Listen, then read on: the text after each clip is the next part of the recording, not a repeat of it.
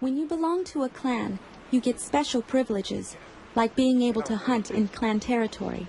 My father is a very good hunter, and he and my brother hunt for deer and elk in our forests. They also set traps and snares. This is a snare.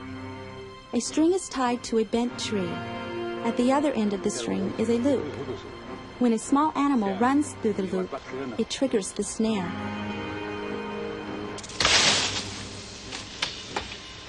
This is just a stick, but it could have easily been a rabbit or squirrel. Women do gathering in areas set aside for their clan. We gather fruit and berries and other things that grow in our forest. Wild strawberries are my little sister's favorite. Clans also cut trees in their own areas. Cedar trees are the ones we use to make our houses, poles, and canoes.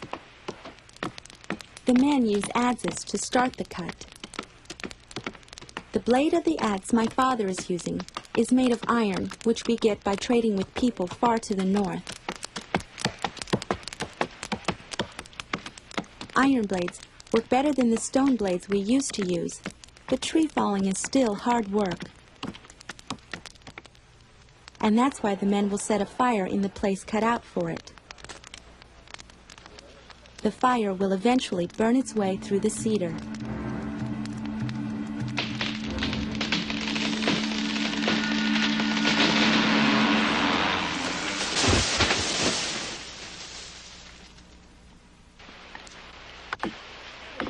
Next, the men use pounding stones and wedges to split the tree into planks. You can hear the tree splitting.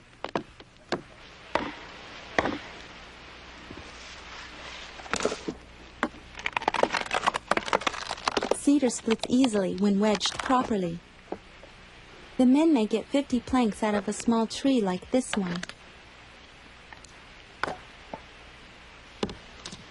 We use cedar to make lots of things. Sometimes we strip the bark from the cedar. This is done by first making incisions in the bark using a small adze.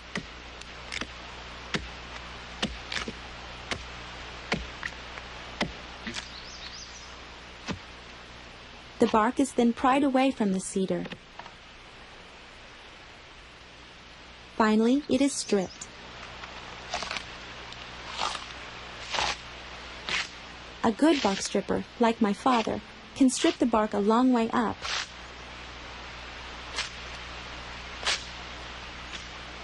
When done properly, stripping does not harm the cedar. The brown outer bark is then stripped away, as only the inner bark can be used.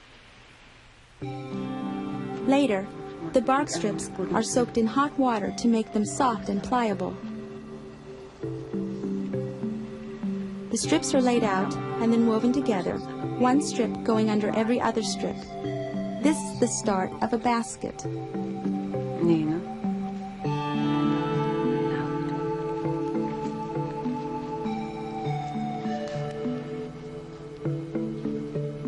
And this is what the basket looks like when it's nearly complete.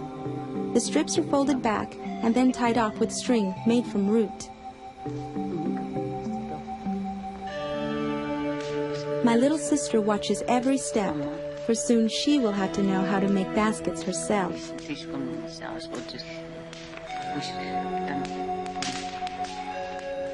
Bark can also be braided and made into rope, belts, headbands, and even clothing. Several men in our clan are excellent carvers. They carve many things, but some of the most important things they carve are masks. The masks represent supernatural beings and animals important to our clan. They're never used for play, but for special ceremonies. This mask is the wolf. I mentioned how clans have special privileges. Another one is the right to fish in certain areas. One way we fish is with spears. The points are first sharpened with a stone. One man will beat the water with a stick, driving a salmon toward the spearer. Then it's up to the spear to have an accurate aim and not let the salmon off the spear.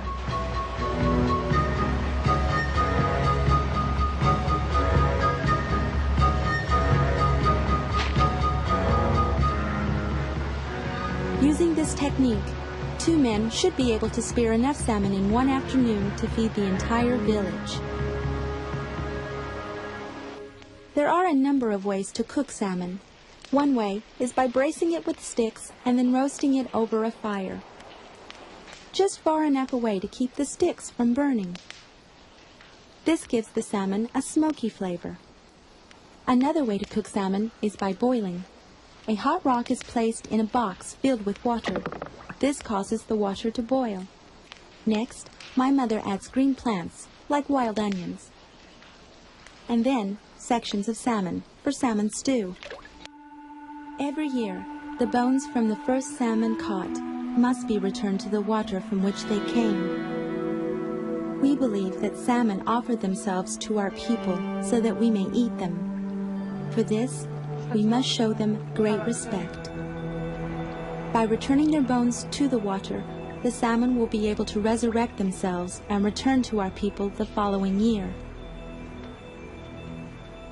Our people show respect for everything in the natural world, for we believe everything in nature has a spirit life. As long as we show proper respect, we will lead good and healthy lives and never do without. But there are evil spirits in the world, and when things go wrong, like sickness, it is sometimes because of the evil spirits. Shamans, or medicine men, have been specially trained to deal with illness. Many times they use herbs and medicines to cure the sick. But sometimes it is necessary for the shaman to call upon spirit helpers and perform special acts to cleanse and purify the bodies of those who are contaminated.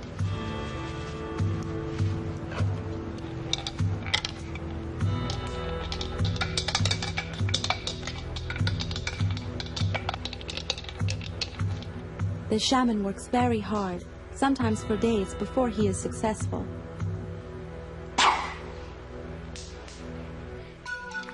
I don't want you to think we never have time for games, because we do. One of my favorite games is foot racing. Another game we play is tug of war.